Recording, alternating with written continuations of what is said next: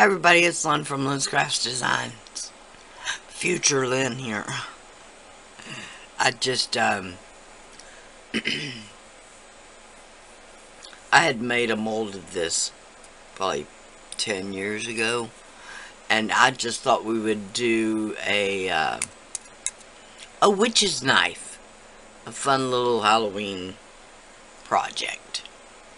Okay? Stay tuned. Okay. Alright, here's what we were waiting on.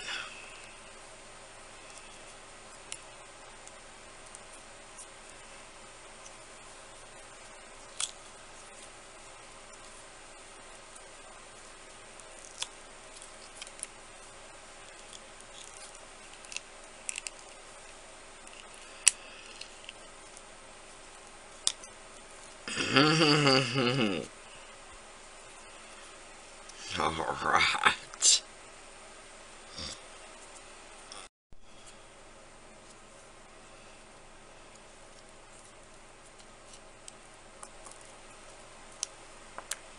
Alright.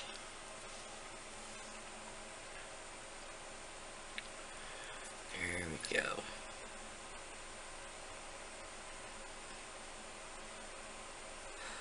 Okay. Now we're going to turn this into a blade. Well, I mean, it's already a blade, but we're going to turn it into a knife.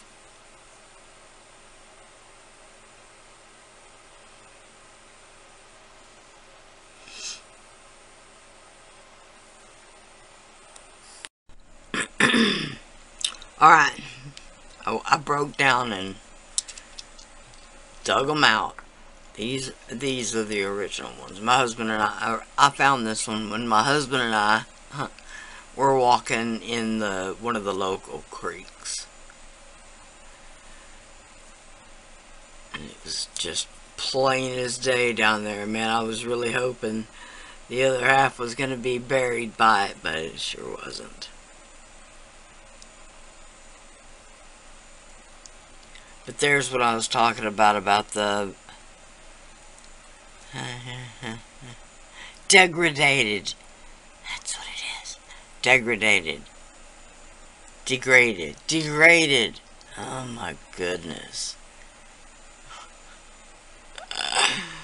Degraded stone. I don't know what the stone is, but alright. Then this one was actually found by my grandfather here in Wise County. I love this one. It's so perfect. And then this one I found when my husband and I were fishing again at a local lake. And I actually thought it was a leaf. He actually saw it and thought it was a leaf, but didn't bend down and do anything about it. I bent down and went, flicked my fingernail over it, expecting the leaf to fly away, and it was stone, and it was in the damp, dirt down by the beach, and so it didn't even move or anything. It just sounded like stone when my fingernail flicked across it. And before it oxygenated, it was actually purple. Now it's more of a browny, mellowy kind of color. Alright, but I didn't mold that one. Alright, once again, it looks so much better now that it's glossy. Okay. And I had a silly idea. I'm going to take this bat and a couple of these little nuggets, and we're going to make a witch's knife. I know it sounds silly, but hey, I am silly sometimes. Let's stick a few more.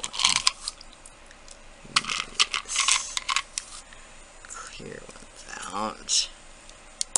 I don't need the big ones, I don't think.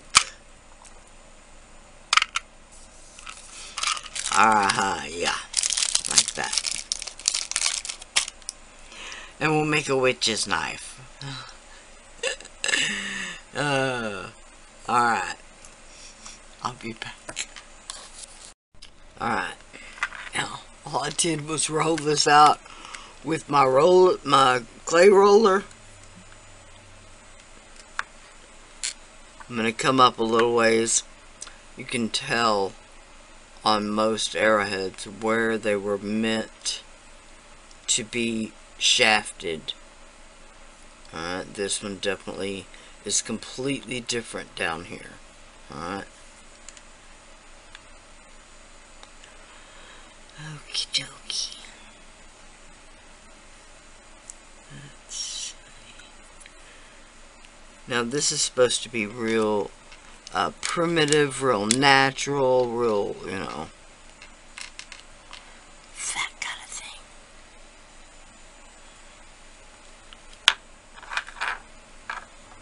Okay.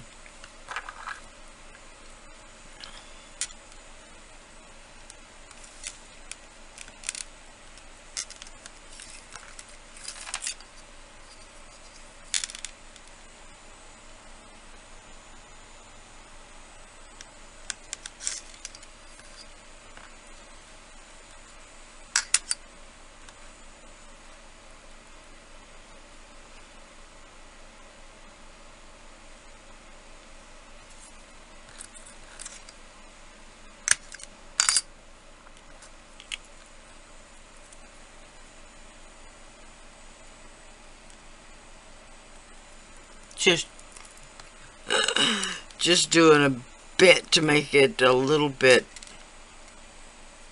thicker. Yeah.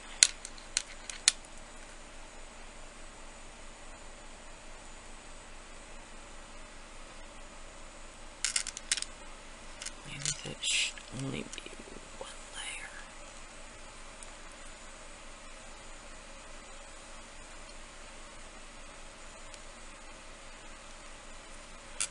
Yeah.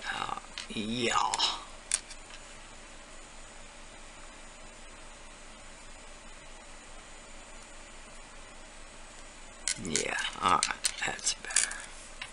That's better. No, I don't like either one of them. Alright. Now, that literally was just to bulk out the clay a little bit. Okay. Definitely gonna manipulate it with my hands. I'm not necessarily trying to get it to stick to the blade yet. Short it back up a little bit. Just pushing towards the tip of the blade.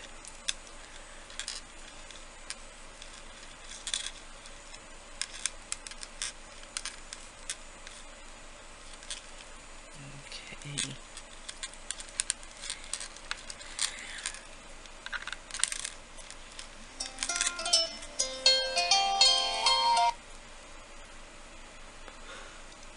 Okay, now.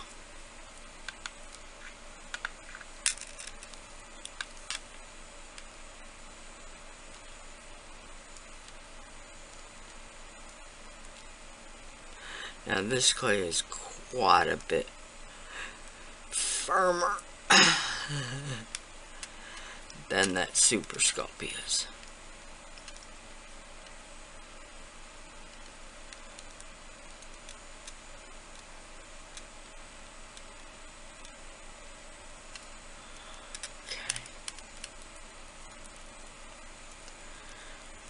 We are not going to let that deter us in the least.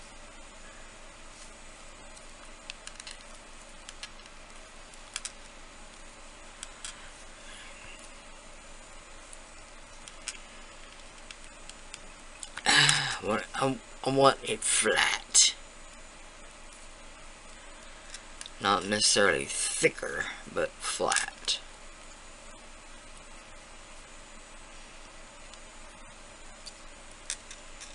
Okay, now let's give it a little shape.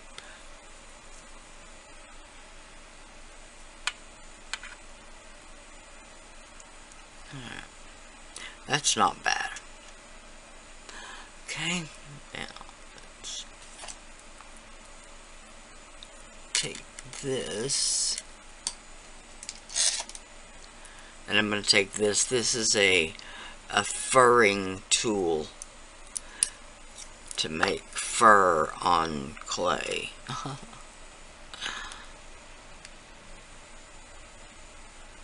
I'm just going to put some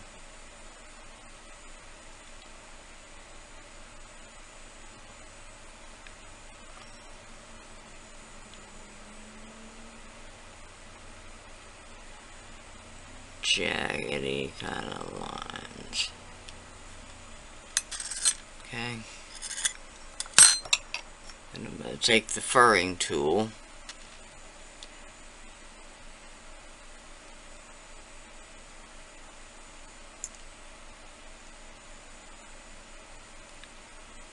and I'm going to follow the curve the best I can.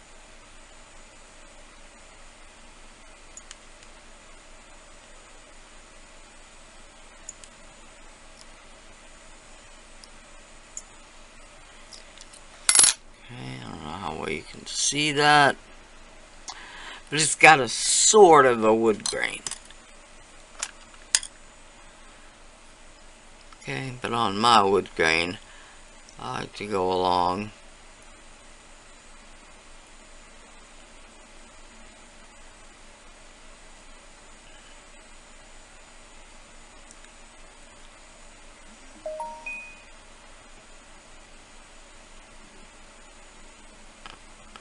throw an eye in there or something every once in a while. Okay.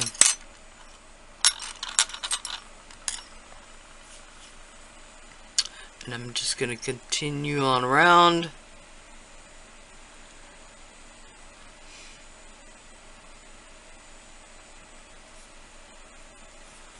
Trying to stay on track. But it isn't easy. Okay, and I'll just continue on around doing the same thing. Now, the grooves that are in the clay can kind of help right along with.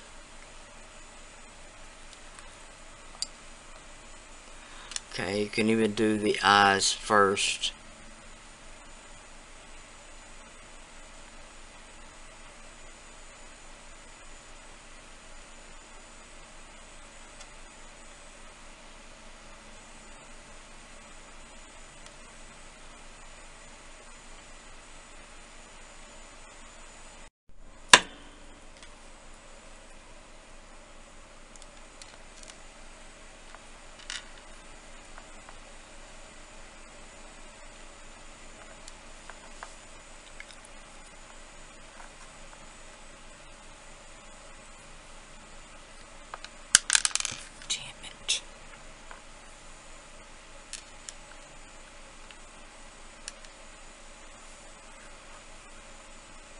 Hey, look quietly, but don't breathe or talk.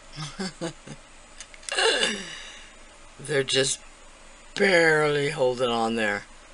Alright, but it's enough. I can go and stick this in the oven. So, I'll be back when it's cured. Okay, here it is, the witch's blade. Okay, the Stone Age witch's blade.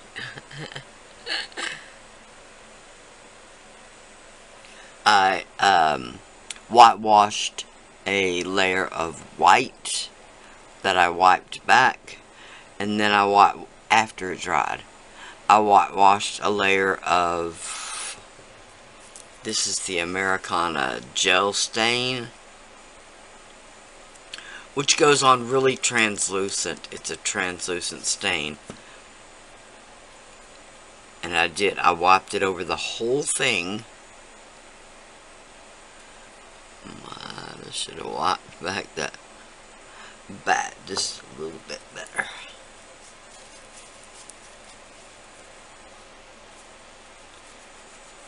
I have to get some alcohol. I don't know if it'll wipe off yet. Now that it's dry.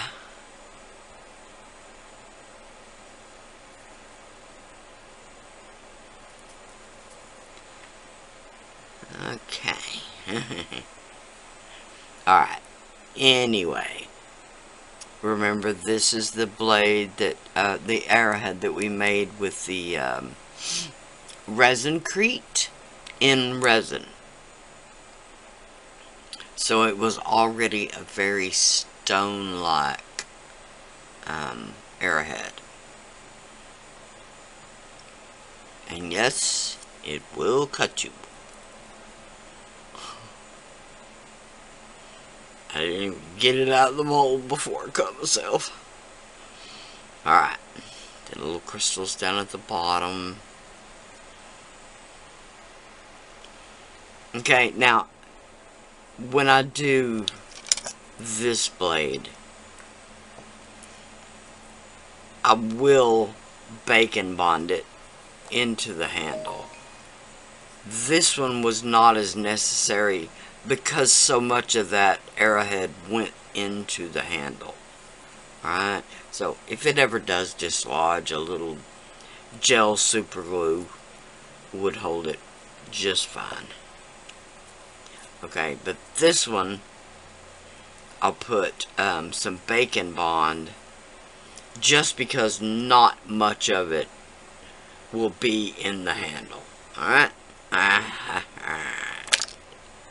That's for another video.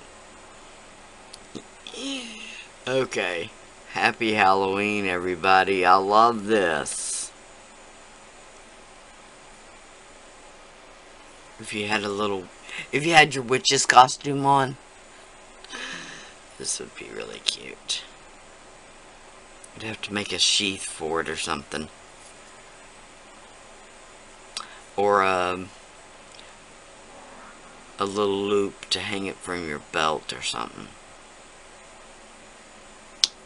Anyway, thank y'all so much for watching. Now, this was my own mold, and we did this just around, it was actually Cernit. Polymer clay, resin, resin-crete, resin, and resin. See, they can work together. Like I said, check your data sheet to make sure that your resin can go in the oven. Polymer clay temperatures are so low. Polymer clay temperatures are so low. You can bake toilet paper, paper towels, toilet paper rolls, paper towel rolls, just about anything. You'll hear people say opposite, but really and truly, polymer clay temperatures are so low, almost nothing gets damaged. Now, if you are worried about putting, let's say, this little plastic bead right here, I'm not sure, but you would want to do a test. Pop that in the oven, run it for 275 for 30 minutes or so, and check. Will it melt? Will it not? Some plastics will just totally melt. But they're relatively few.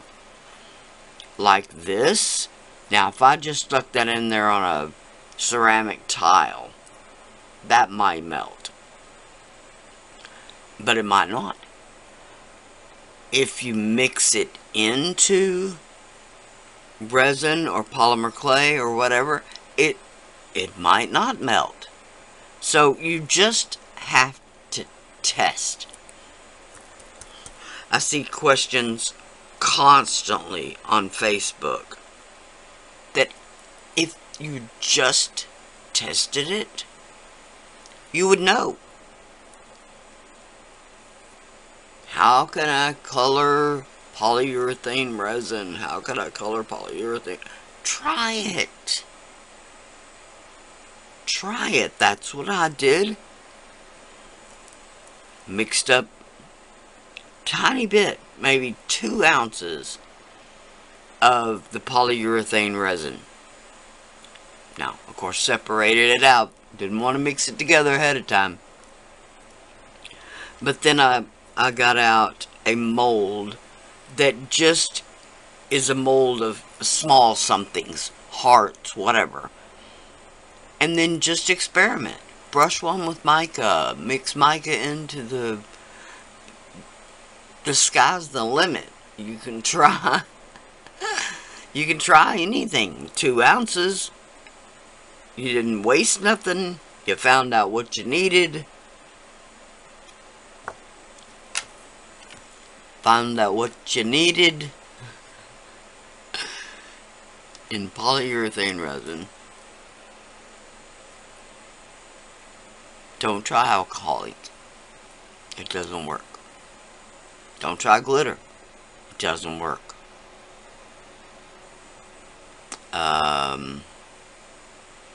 For the echo pores, don't try resin dye. On the echo pores, normally it says to color them with acrylic paint. Trust me. Color them with acrylic paint. You'll have much less heartache. I did the whole video coloring, trying to color Resincrete. Trust me. Acrylic paint. Okay. Now, I do have a polymer clay list in my Amazon shop that I get a little kickback from. I've got a lot of polymer clay products that'll go with polymer clay, all that kind of stuff. And then in my resin list, I have all kinds of stuff for resin. Now, the glitters and the mica